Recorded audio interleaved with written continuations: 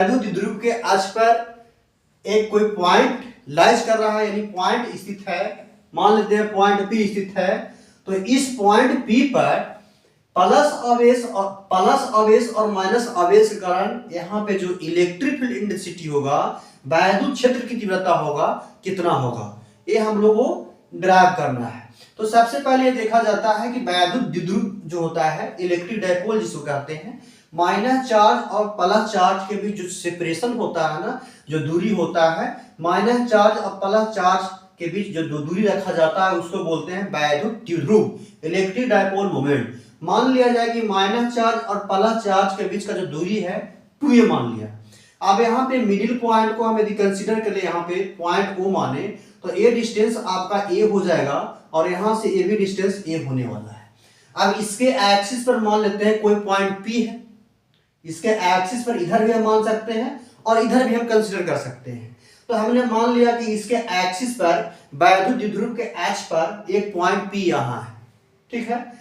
अब एक point P यहाँ है, तो पॉइंट P पर माइनस आवेश और प्लस आवेश के कारण निकालना है E का मान, यानी इलेक्ट्रिक फील्ड इंटेंसिटी का मान, ठीक है। लैंग्वेज आप लोग लिख लीजिएगा, हम सिर्फ इसे ड्राइव करके बताने का प्रयास कर रहा हूं, ठीक है। लैंग्वेज यदि लिखना है तो कैसे लिखेंगे, माना कि पॉइंट P वैद्युत द्विध्रुव के अक्ष पर स्थित है, जिसका बिंदु O से R दूरी पर ये पॉइंट वैद्युत द्विध्रुव के अक्ष पर स्थित है, ठीक है। इसके बाद क्या लिखेंगे, यहाँ पर प्लस चार्ज वैद्युत द्विध्रुव के प्लस और माइनस चार्ज के कारण, प्लस और माइनस आवेश के कारण बिंदु P पर वैद्युत क्षेत्र की तीव्रता हमें निकालनी है। इसके बाद क्या लिखेंगे कि बिंदु प्लस आवेश से बिंदु P तक की दूरी कितना हो जाएगा।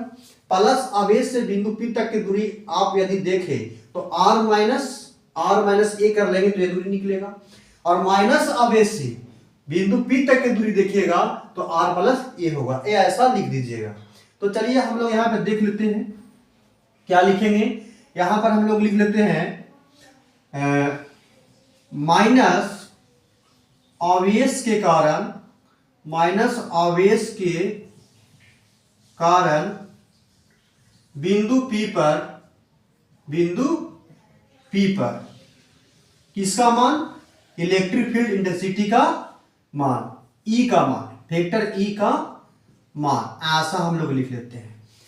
तो ए निकालेंगे, माइनस आवेश करने यदि हम निकालेंगे तो यहाँ पर माइनस लिखना पड़ेगा, और यहाँ पर माइनस आवेश के कारण तो k इंटू माइनस q बटा में r स्क्वायर होता है।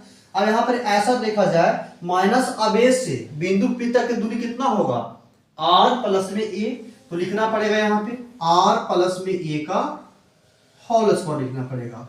इसको आप मानो कितना, इक्वेशन नंबर फर्स्ट मानो।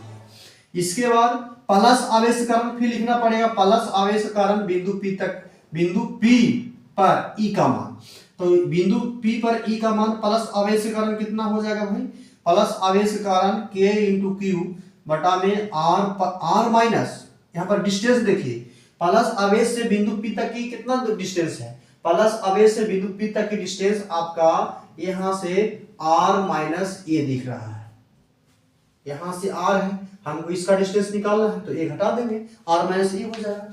तो यहाँ पे r माइनस a का होल स्क्वायर आएगा। इसको मान लीजिए आप इक्वेशन नंबर सेकंड। अब क्या करेंगे, अब यहाँ से हम लोग देख लिए, ये आपका निकाल लिया E प्लस का मान और ये आपका माइनस E का मान, यहाँ पे हम लोग लिखने का प्रयास करेंगे, ठीक है। इतना आप लोग को समझ में आ रहा होगा अच्छा तरीका से। यहाँ माइनस आवेश के कारण, ठीक है, माइनस आवेश के कारण यहाँ पर जो वैद्युत क्षेत्र की तीव्रता होगा k इंटू माइनस क्यू और बटा में r प्लस a का होल स्क्वायर। इसे यदि लिखिएगा k इंटू क्यू और r प्लस a का होल स्क्वायर, इसको आप इक्वेशन नंबर फर्स्ट मानो। इसके बाद प्लस आवेश के कारण वैद्युत क्षेत्र की तीव्रता कितना होगा, तो k इंटू क्यू और r माइनस a का होल स्क्वायर। इसे आप लिखोगे तो r k into Q r minus a का होल स्क्वायर। अब बिंदु P पर कुल वैद्युत क्षेत्र की तीव्रता, बिंदु P पर किसके कारण, तो ये माइनस आवेश के कारण और इस प्लस आवेश के कारण। एक बात आप कंसेप्ट के तौर पर याद रखिएगा, यदि आवेश यहाँ पर माइनस है तो वैद्युत क्षेत्र की तीव्रता इसी ओर बनता है जिस ओर आवेश है। तो ए आपका जो है वैद्युत क्षेत्र की तीव्रता माइनस आवेश के कारण इधर बन गया। अब प्लस आवेश के कारण दूर बनता है, इधर हो गया, ये आपका प्लस आवेश के कारण। अब बिंदु P पर कुल वैद्युत क्षेत्र की तीव्रता बोलेगा तो क्या करेंगे, लिखेंगे कुल वैद्युत क्षेत्र की तीव्रता। ठीक है, कुल वैद्युत क्षेत्र की तीव्रता बोलेगा तो क्या करना पड़ेगा, ये हम लोग को निकाल लेंगे किस पे, पॉइंट P पर निकालना है ना। तो यहां पर माइनस के कारण कितना होगा और प्लस आवेश के कारण कितना होगा।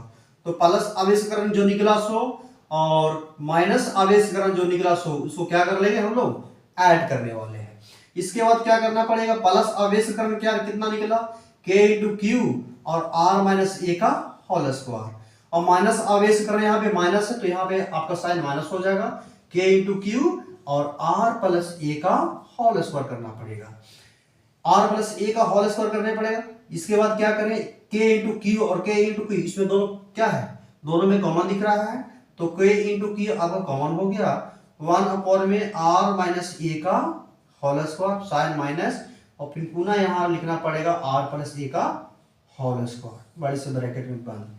अब यहाँ पे आइए क्या करने वाले हैं, ई और P निकालेंगे। इसके बाद क्या करेंगे, K इंटू क्यू जो आपका बाहर में है और यहाँ से एलसीएम लेंगे, R माइनस ए का होल स्क्वायर R प्लस ए का होल स्क्वायर, आप यहाँ से एलसीएम ले लो, R माइनस ए का होल स्क्वायर और R प्लस ए का होल स्क्वायर, ए कैंसिल होगा, ए कैंसिल होगा तो ये बचेगा, तो यहाँ पर लिखना पड़ेगा R प्लस ए का होल स्क्वायर, बीच में साइन माइनस का, और R माइनस ए का होल स्क्वायर। इसके बाद ईपी लिखेंगे, K इंटू क्यू लिखेंगे। इसके बाद आप कैलकुलेट कर सकते हो, देखिए a प्लस बी और a माइनस बी क्या होता है, ए स्क्वायर माइनस बी स्क्वायर, इसके ऊपर होल स्क्वायर है तो होल स्क्वायर लगा दीजिए। अब इसको जब तोड़िएगा तो क्या लिखना पड़ेगा, आर स्क्वायर प्लस में ए स्क्वायर प्लस में 2ar।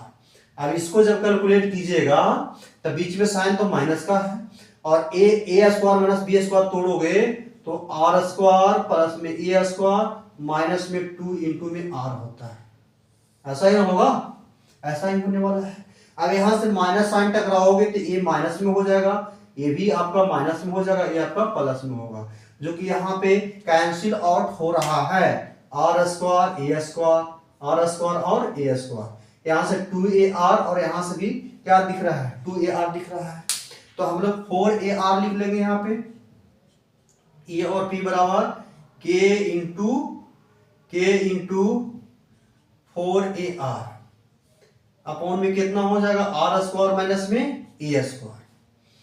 अब इसे फॉर्मूला में सेट करने के लिए क्या करेंगे, आपका स्क्रीन पे दिख रहा है, एक मिनट,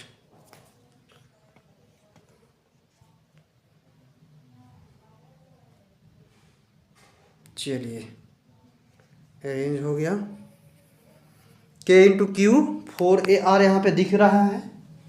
अब इसे आप क्या करोगे, इसे आप क्या करोगे देखो बताओ, ये K इंटू, अब यहाँ पे फार्मूला में सेट करो, Q इंटू 2a लिखो और इंटू में आप r लिख दो, इंटू में 2r लिखो, बटा में आर स्क्वायर माइनस ए का होल स्क्वायर और इसका हो गया होल स्क्वायर।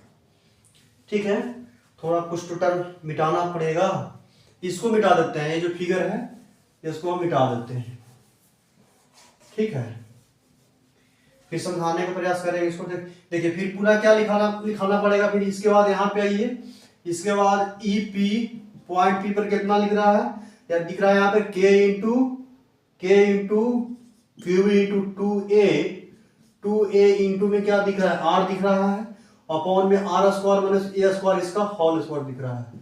इसके बाद क्यू इंटू 2a को क्या बोलते हैं, पी बोलते हैं, तो यहाँ से के इंटू पी और इंटू में आर हो गया, ये 2 छिप गया है ना, 2 यहाँ पे 2ar लिखा हुआ है तो यहाँ 2ar लिखना पड़ेगा। अब ऐसा मानो, ठीक है, R square minus A square के होल स्क्वायर है, ऐसा माना जाता है बाबू।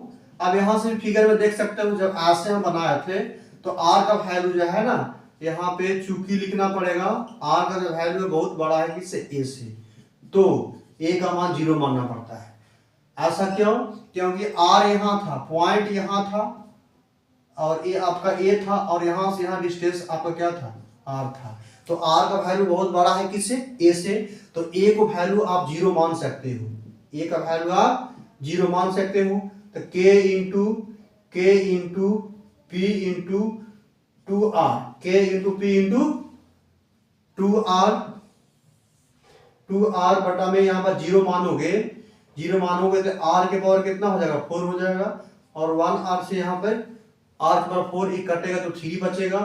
तो यहाँ से क्या लिखना पड़ेगा, k इंटू 2p बटा में r क्यूब, जो कि किसी वैद्युत ध्रुव के अक्ष पर आपका इलेक्ट्रिक फील्ड इंटेंसिटी का जो वैल्यू होगा ना, k इंटू 2p अपॉन में r cube, k into 2p upon में r क्यूब। यहां से आप लिख लीजिएगा E बराबर, ये अक्ष पर किस पे है, ये आपका अक्ष पे है, k इंटू 2p बटा में r क्यूब। ये आपका वैद्युत ध्रुव के